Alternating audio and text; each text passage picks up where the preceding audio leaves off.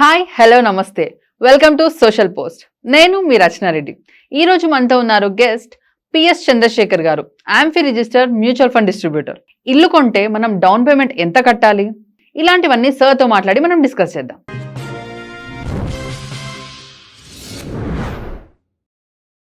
Sir, సొంత ఇల్లు అనేది ప్రతి మిడిల్ క్లాస్ వాళ్ళకి ఒక కోరిక, ఒక గోల్. సార్, ఇప్పుడు ఒక ఫ్యామిలీ దగ్గర 50 lakhs ఉన్నాయి అనుకుందాం.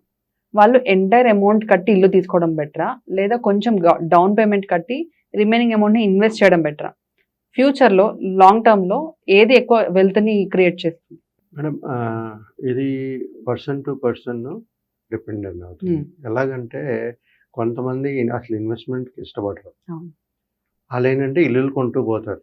బట్ ఇక్కడ క్వశ్చన్ ఏంటంటే ఒక 50 లక్షలు కానీ ఇన్కమ్ ఉంటే వాళ్ళకి ఒక ఇల్లు కొనాలంటే అది మొత్తం పే చేసి ఇల్లు తీసుకోవాలా, లేదంటే డౌన్ పేమెంట్ కట్టి ఈఎంఐ ఇక్కడ నేను ఏంటంటే 2 కేటగిరీస్ తీసుకున్నాను, 2 ఆప్షన్స్ అనుకున్నాను, 2 స్ట్రాటజీస్ అనుకున్నాం. ఇద్దరు కస్టమర్స్ ఉన్నారు, ఇద్దరికి 50 లక్షలు ఇన్కమ్ ఉంది అనుకున్నాం. కానీ ఇక్కడ ఇల్లు కొనాలంటే ఇప్పుడు 50 లక్షలు అయితే సరిపోదు. ఒక ఫ్లాట్ కొనాలన్నా ₹1,00,00,000 కావాలి. సో నేను ఆన్ అండ్ యావరేజ్ ₹1,00,00,000 తీసుకుని ఈ ఇల్లస్ట్రేషన్ మాట్లాడుతున్నాను, కేస్ స్టడీ కింద మాట్లాడుతున్నాను. ఫస్ట్ హౌస్ వాల్యూ ₹1,00,00,000 అనుకున్నాను. ఇద్దరు కస్టమర్స్ ఉన్నారు, ఇద్దరు ఇన్వెస్టర్స్ ఉన్నారు. వాళ్ళు ప్రతి ఒక్కరి దగ్గర 50 లక్షలు ఉంది. ఫస్ట్ కేసులో మనం మాట్లాడుకునేటప్పుడు డౌన్ పేమెంట్ మొత్తం 50 లక్షలు కట్టేసి ఇల్లు తీసుకోవాలి. అంటే 50 లక్షలు కట్టేస్తే ఇంకా ₹1,00,00,000 ఇల్లు ప్రాపర్టీ, 50 లక్షలు కట్టేస్తారు, ఇంకా 50 లక్షలు లోన్కి వెళ్ళాలి. సో లోన్కి వెళ్ళేటప్పుడు ఏమవుతుందంటే వాళ్ళ దగ్గర ఎలాంటి డబ్బులు ఉండదు ఇన్వెస్ట్ చేయడానికి ఫస్ట్ థింగ్. అది కాకుండా ఈఎంఐ కట్టుకుంటూ ఉండాలి. అది వాళ్ళకి శాలరీ వస్తుంది కాబట్టి అది కట్టుకుంటూ పోతారు, దట్స్ ఫైన్.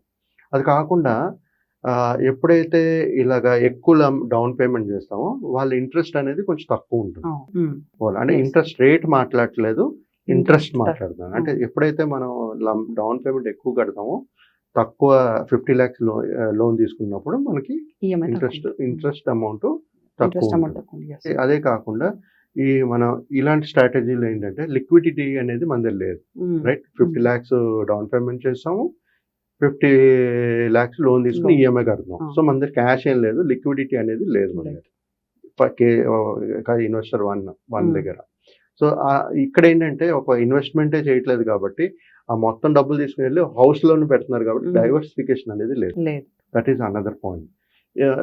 ఎప్పుడైతే మనం హౌస్ కొంటున్నామో ఒక మోడరేట్ రిటర్న్స్ అనేది మన వెల్త్ అనేది క్రియేట్ అయ్యే ఛాన్సెస్ ఉంటాయి. ఇక్కడ వెల్త్ క్రియేషన్ ఎక్కడ ఇన్వెస్టర్ 1 ఎవరైతే 50 లక్షలు ఒకేసారి పెట్టి 50 లక్షలు లోన్ తీసుకుంటూ వెళ్ళి వాళ్ళ వెల్త్ క్రియేషన్ మోడరేట్గా ఉండదు.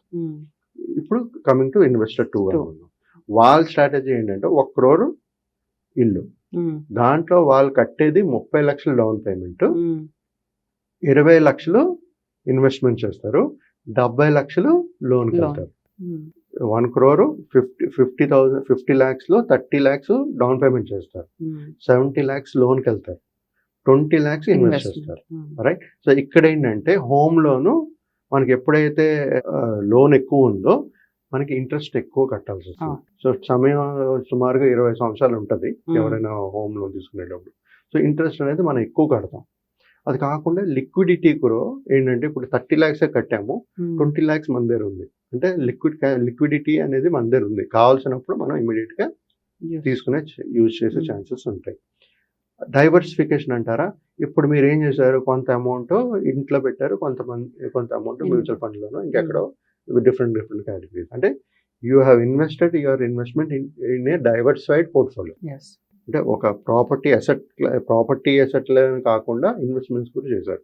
So you're well diversified.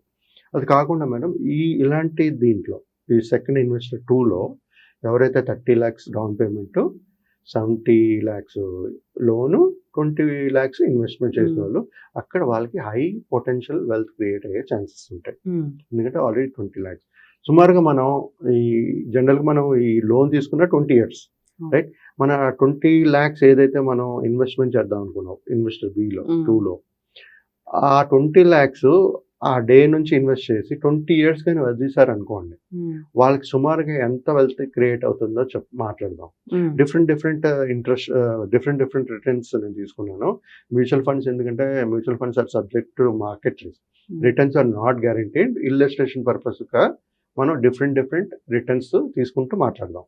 ఒకవేళ అదే 20 లక్షలు 20 years ఇన్వెస్ట్ చేసి వదిలేస్తే ఒక 8% రిటర్న్స్ కానీ జనరేట్ అయితే ఓకే, వాళ్ళు సుమారుగా 93 లక్షలు వెల్త్ క్రియేట్ చేస్తారు 20 years లో, ఇల్లు కాకుండా. ఇల్లు ఆల్రెడీ ఈఎంఐ వెళ్తుంది. రెండోది 10% రిటర్న్స్ కానీ జనరేట్ అయితే వాళ్ళకి వచ్చేది 1,30,00,000, 1.35 crores వెల్త్ క్రియేట్ అవుతుంది ఇల్లుతో పాటు. గుర్తుపెట్టుకోండి, ఆల్వేస్ ఇల్లుతో పాటు. నెక్స్ట్ 12% కానీ రిటర్న్స్ జనరేట్ చేస్తే, జనరల్గా మనం మ్యూచువల్ ఫండ్స్లో ఎప్పుడు on and average 12 to 15% returns అనేది తీసుకుంటూ వెళ్ళొచ్చు. హిస్టారికల్ డేటా అలాంటి రిటర్న్స్ ఇచ్చాయి కాబట్టి, సో నేను 8, 10, 12, 14 వరకు తీసుకున్నాను. ఇప్పుడు 12% రిటర్న్స్ కానీ అదే రిటర్న్స్ జనరేట్ అయితే ఆ 20 lakhs ఇన్వెస్ట్మెంట్ మీద వాళ్ళు 1,93,00,000 క్రియేట్ చేసే ఛాన్సెస్ ఉంటుంది 20 years లో. నౌ కమింగ్ టు 14%, 15 కూడా తీసుకోవట్లేదు, 14% కానీ వస్తే 2.67 crores క్రియేట్ అవుతుంది. చూడండి, వండర్ రైట్? సో ఇలాంటి 1 కోటి రూపాయలు, 2 కోట్లు, 1.5 కోటి వెల్త్ క్రియేట్ చేయాలన్నా చాలా ఎర్లీగా ఇన్వెస్ట్మెంట్ చేస్తూ వెళ్ళాలి, సిప్పు మూలంగా చేయాలంటే. అదే విధంగా ఇప్పుడు ఒకవేళ 20 లక్షలు కానీ మనం ఒకేసారి ఇన్వెస్ట్ చేస్తే ఈ 1 కోటి, 1.5 కోటి, 2.5 కోట్లు కూడా చూసే ఛాన్సెస్ ఉంటాయి, along with your lovely beautiful house. But ఒకటి ఏంటంటే సెకండ్ సినారియోలో 70 లక్షల లోను ఈఎంఐ రెగ్యులర్ కట్టాలి, 20 సంవత్సరాలు కట్టాలి. సో అక్కడికి వచ్చేటప్పుడు ఏం చేయాలంటే వాళ్ళు ఆ 70 లక్షల్ని 20 సంవత్సరాలు లోన్ తీసుకున్నారనుకోండి, they have to try to close that loan with in 10 years. తీసుకుంటే అలా క్లోజ్ చేయగలిస్తే వాళ్ళు ఏం చేస్తారంటే వాళ్ళ ఇంట్రెస్ట్ని కూడా తగ్గించుకునే ఛాన్సెస్ బాగుంటుంది. సో ఇలాగ ఎవరైనా ఒక 50 lakhs డౌన్ పేమెంట్ చేసి తీసుకోవాలా మొత్తం, లేదంటే కొంత ఇన్వెస్ట్ చేసి తీసుకోవాలా అనేది ప్రతి ఒక్కరికి నేను స్టెప్ బై స్టెప్ చెప్పాను కాబట్టి అర్థమయ్యింది అనుకుంటున్నాను. సో ఈ విధంగా ప్లాన్ చేసుకుంటే వాళ్ళ అనుకునే ఇల్లు సొంతం అవుతుంది. అదేవిధంగా వాళ్ళ ఒక ప్రైవేట్ ఎంప్లాయీ అయినా ఒక రిటైర్మెంట్ కార్పస్ అనేది బిల్డ్ అవుతూ ఒక ప్యాసివ్ ఇన్కమ్ అనేది క్రియేట్ చేయగలుగుతాం. Thank you.